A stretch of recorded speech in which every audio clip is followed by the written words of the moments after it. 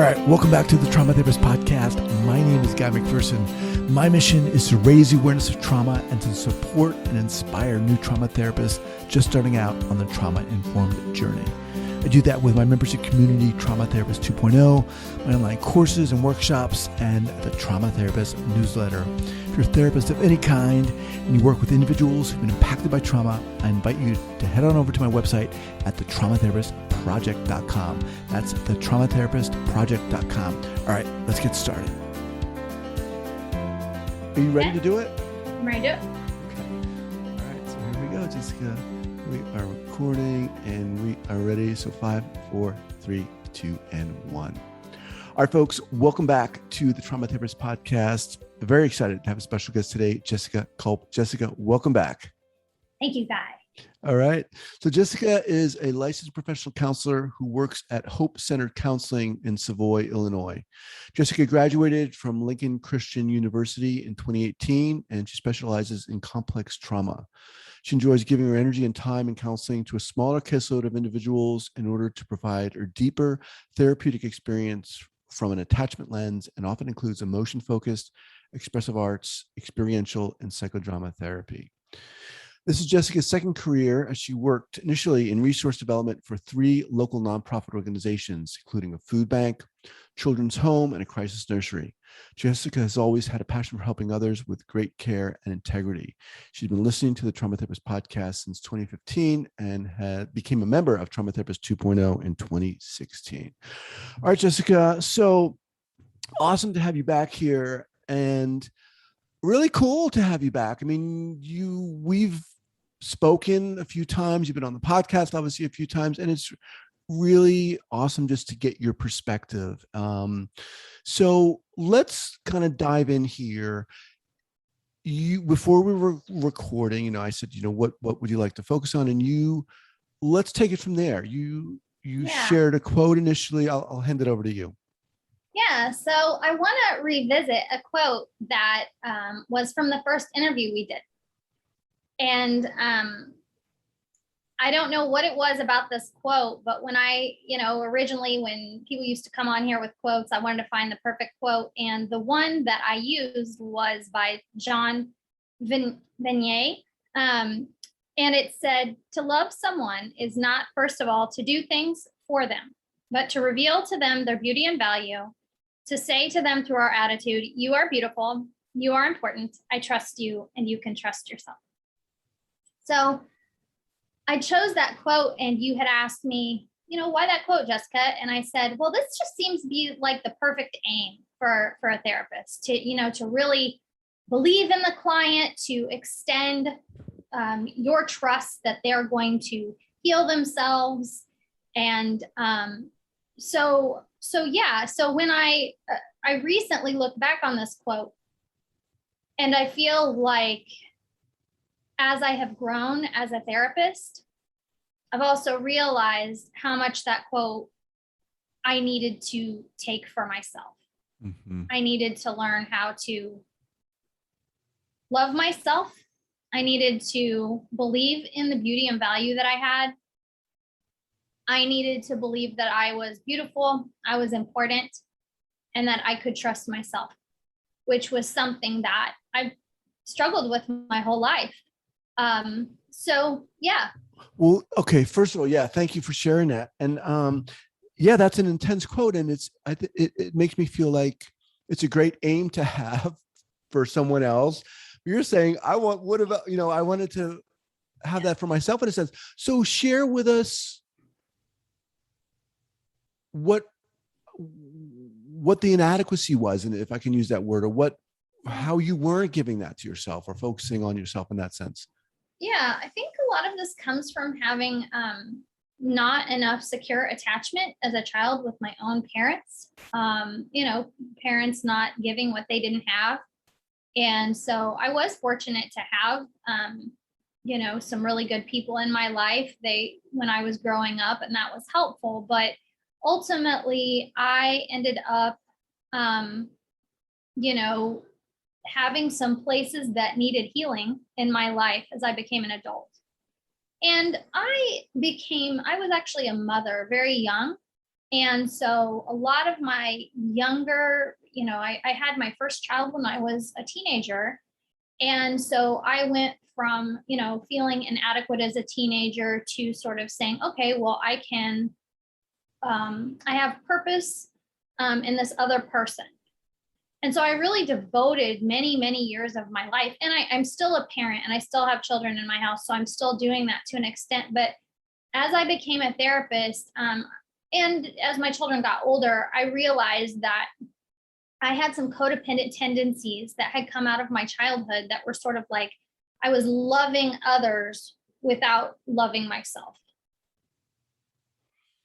And I think one can imagine how that would impact being a therapist and you as a therapist. Reminds me of the quote, you can't give to others what you don't have yourself. So how did that manifest? Yeah.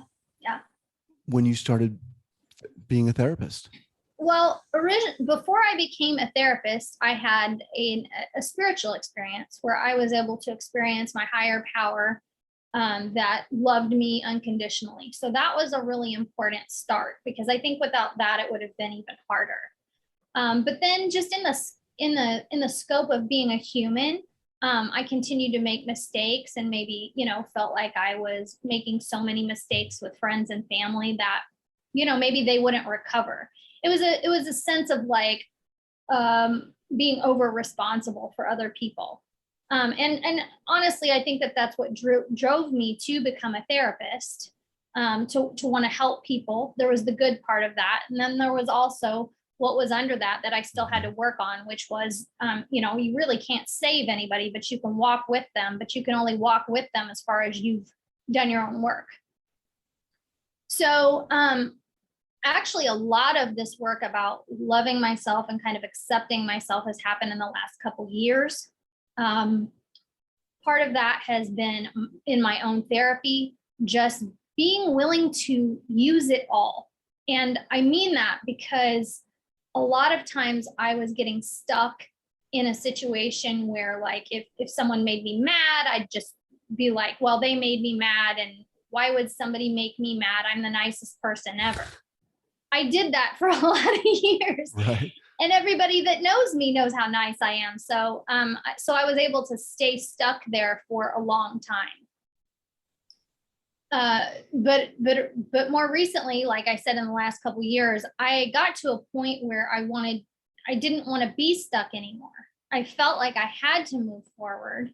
And so I started accepting some of the, I started participating in some psychodrama for my own therapy, some experiential things that sort of got me out of sort of the talk circles I had been putting myself in, and messages that I had kind of continued to live in for a long period of time, and see, maybe the younger part of myself that was hurt or angry, and separate myself a little bit. And that little bit of separation helped me develop compassion for the parts of myself that really I had abandoned. So in that sense, because I've done that, like there were parts of me that I really didn't like, just because I felt like they'd had bad behaviors. They hadn't done the things that I liked. They weren't strong enough. But standing back and saying, no, this makes sense in the context of how old I was and the situations that I've been through, I was able to start giving myself more compassion for, the mistakes I'd made, and just the things that come with being a human. I was just right about to say, it sounds like these are all very human experiences. I mean, we all have,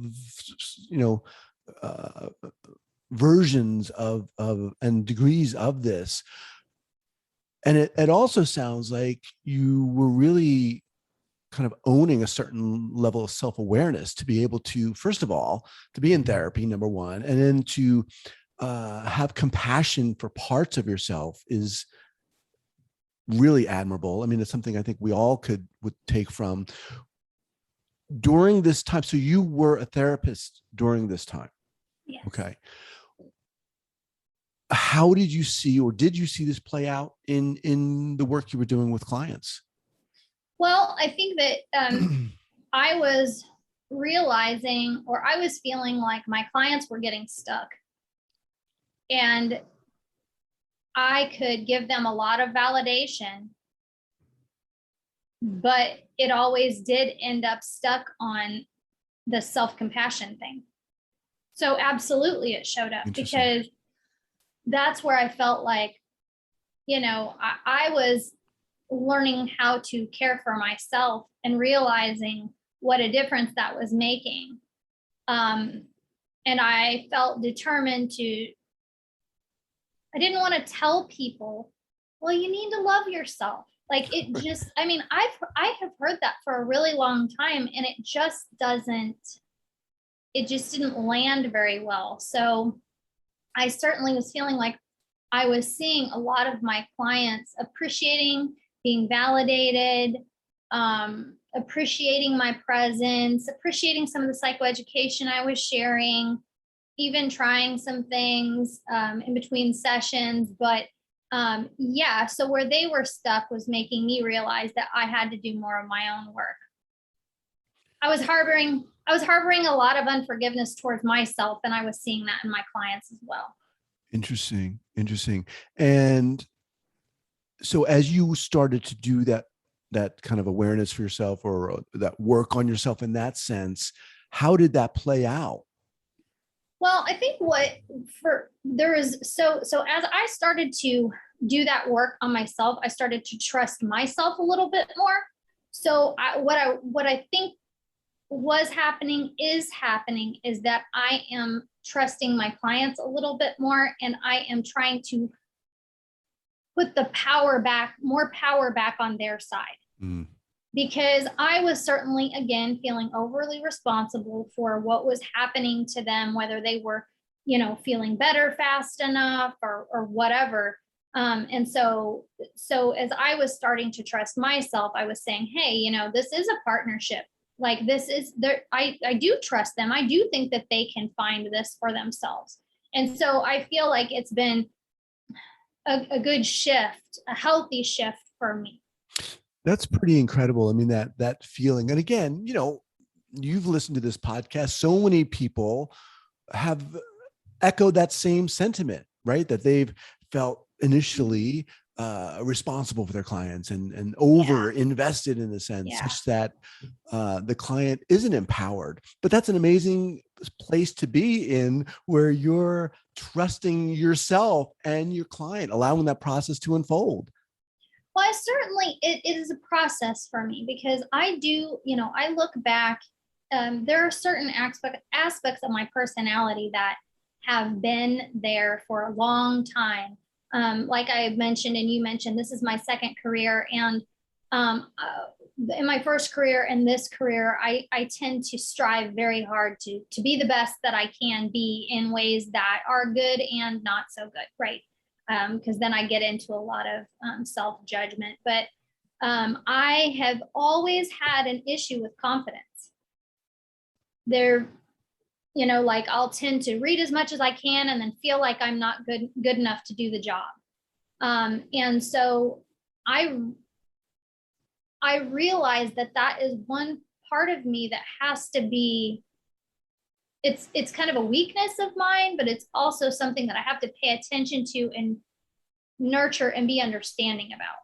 Mm-hmm. Because of course, none of us are ever going to be perfect, but I do have a right to feel like I'm a professional and that I can help and those kind of things. And sometimes when I get down on myself, I have a really hard time doing that. So I would say that it's a process, and I've felt really encouraged by the work that's happened in the last 2 years, but it's definitely something I think that I'll continue to work on. Yeah, I really appreciate you sharing, just being open and sharing those feelings of, insecurity and lack of confidence. I mean, let's face it, so many of us have those feelings, not all the time, and and you certainly don't have it all the time, but I think it's very real. Now, how does this play out specifically when trauma comes into to play here with your clients. Can you talk about that this emerging self-confidence, this emerging awareness and compassion you have for yourself? Has that shifted how you've worked with your clients who've experienced trauma? I'm curious about that. Well, I think that they probably see it in me that I have more trust in them. So I think previously I feel like, I got into the field wanting to do trauma. So I wasn't like necessarily, I knew I wasn't scared of trauma per se. I don't know, but there's still a lot of scary things about trauma still. So when I would see people having a really hard time or sharing, I would start to get a little nervous still, because I would think, can they handle this emotion?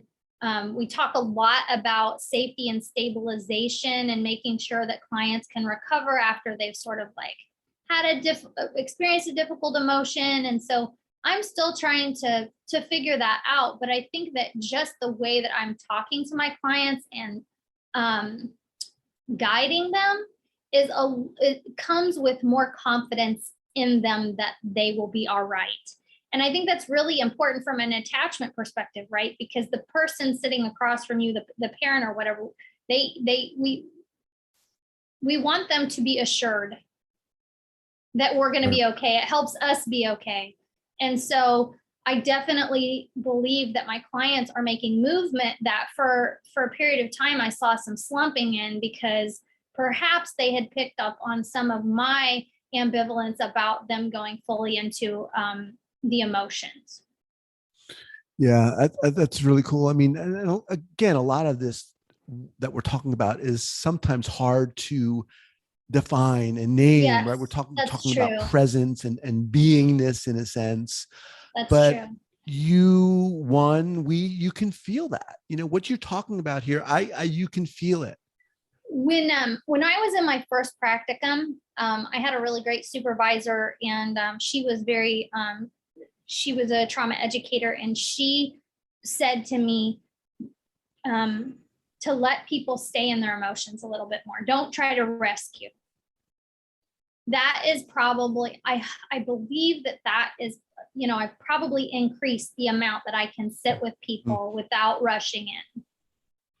And I am trying to say that even if I've grown this much, that it's good and it's enough for where I'm at today. Mm-hmm.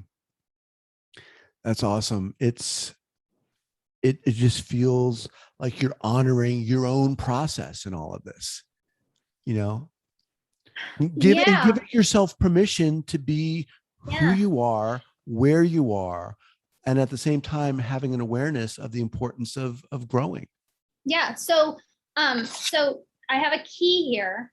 So this key was part of a training that I did a couple months ago. And we were asked to choose a key and to either like lock something up or open something up that we were like wanting to do next. And initially I was like, well, I need to kind of like, lock this part of me away, because that's sort of like, my trouble spots. And I very strongly afterwards, I said, no, what I need to lock away is my fear of making mistakes in this field. Because I care so deeply for people. I don't want to hurt anybody, but that clamps down on my creativity, who I am, and how I want to grow if I'm scared. And so I really feel like right now that is what I'm trying to step into with as much power and intentionality that I can, is say, it's okay to be nervous or whatever, but push through it. Don't be scared. You will make mistakes. You will make mistakes. And when you do, you can either apologize for them, you can learn from them, you can correct them, you can do other things with them. But that's and I want to be creative in this field. I don't want to go buy a book. I want to read a book, and then I want to be myself in it. So that's what I want to do right now. That's awesome. That's exciting. It just reminds me of the quote that a previous guest, Manuela Mishka Reeds, shared, and she was quoting Chogyam Trungpa, who's a Buddhist master. He was the founder of Naropa University in Boulder, Colorado. Mm-hmm. And the quote, I just happen to have it here because I just shared it. It says, the basic work of health professionals in general and of psychotherapists in particular is to become full human beings and to inspire full human beingness in other people who feel starved about their lives.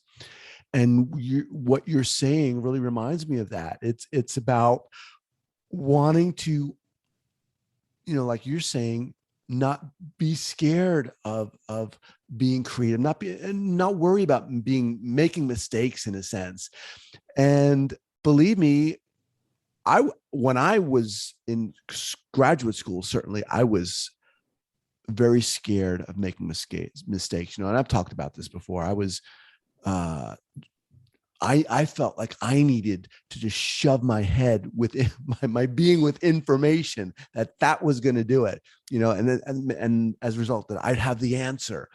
And it was really the opposite of what you're talking about here, which really I think is beautiful, is being able to be yourself, and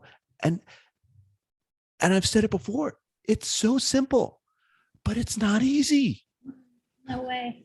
No way. It's been so hard. And despite all my best intentions, I have been really in my way for a long time.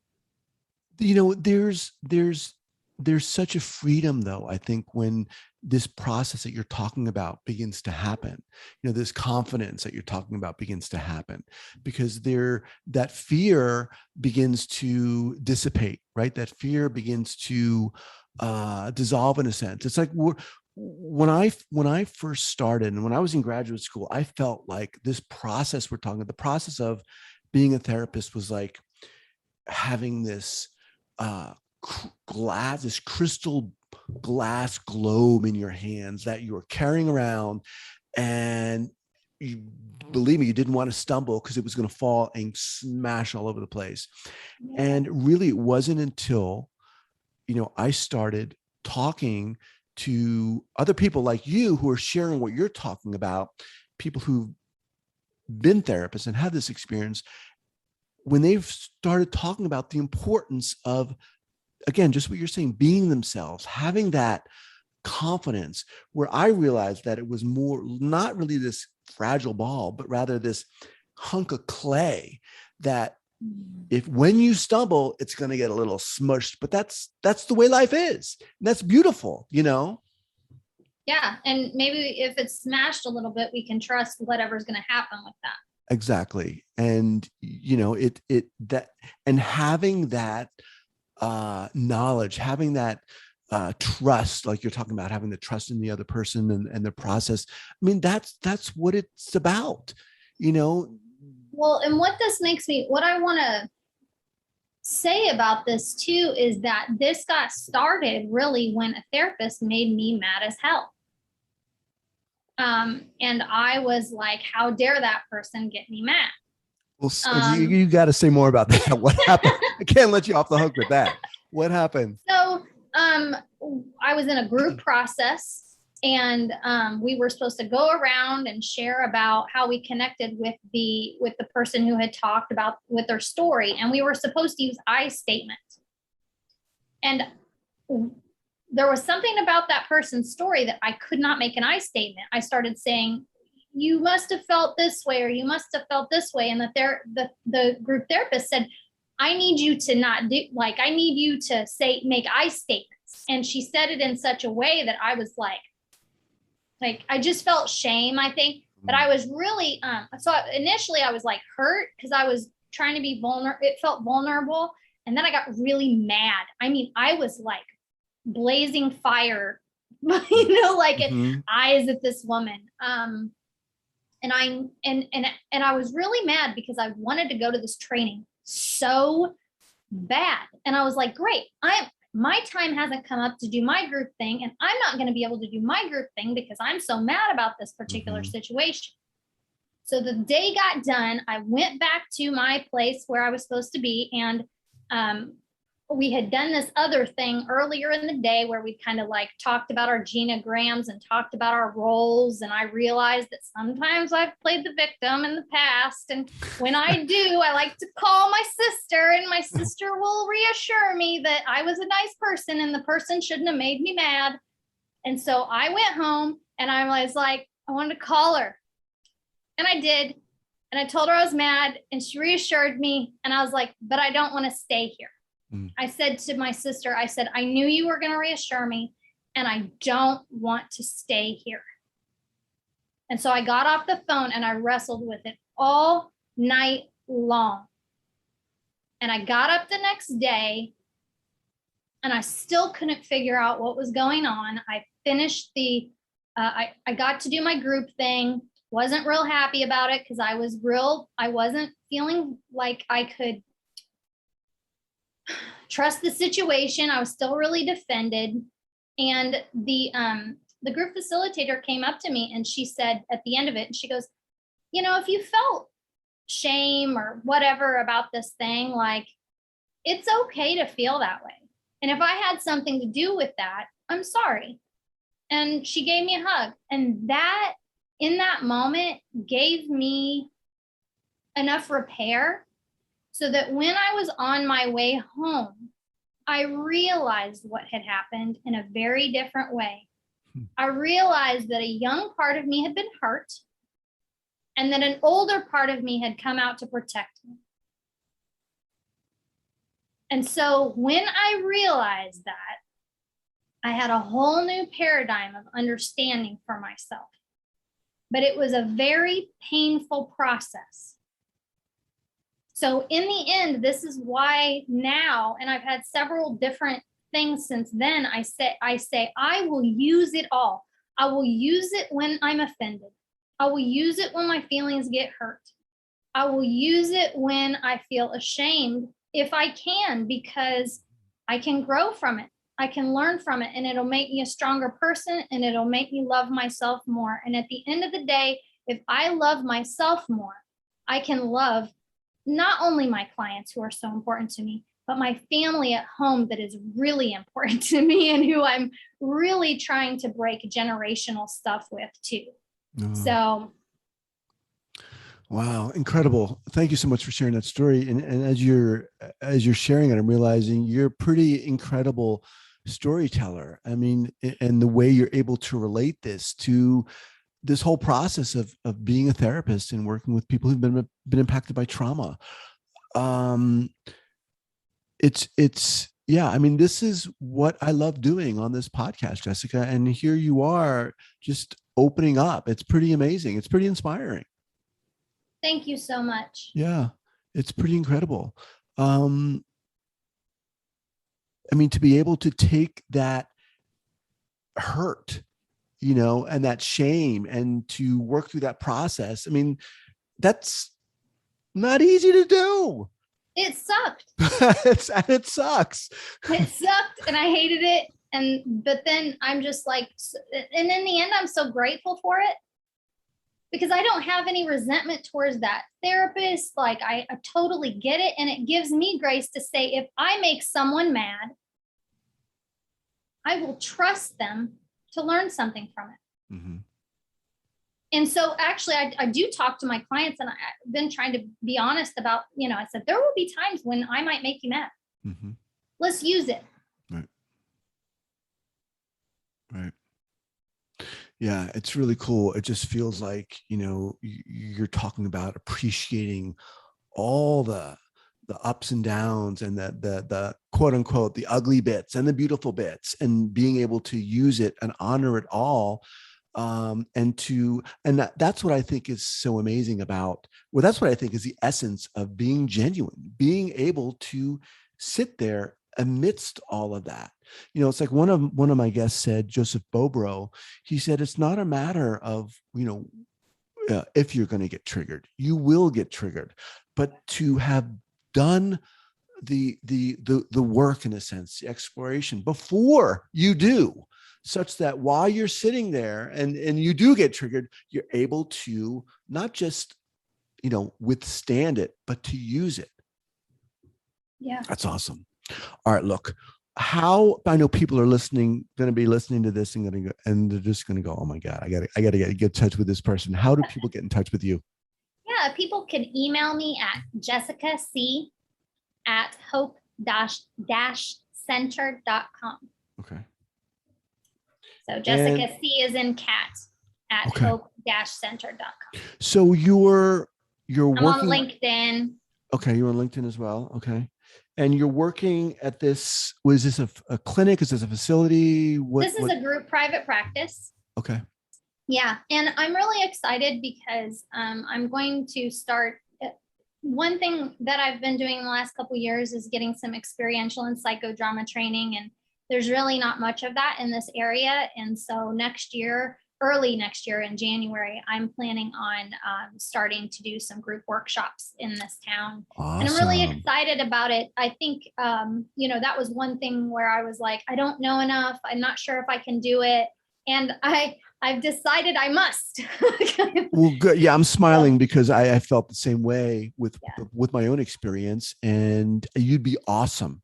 You'd be awesome at it. And thank you. I like hearing that. Definitely you would. You should. You have a way of sharing stories, personal stories that is really not only comforting, but I think helpful and can be helpful for a lot of therapists who haven't got to that point yet. Thank you so much. Yeah, I'm awesome. excited. I'm gonna do it. Well, let me know. I'll help get the word out. Look, Jessica, thank you so much. It's awesome talking to you. We'll continue this process. All right. And we'll set up a time to speak in the new year. Awesome. Well, you enjoy the Pacific Northwest out there. I will. Take care. Take care. Thank you so much for listening and supporting this podcast. And if you'd like to join the hundreds of other therapists who are each month keeping up to date and informed and inspired about what's going on in the world of trauma, I'd love to invite you to head on over to the Trauma Therapist newsletter. That's the traumatherapistnewsletter.com.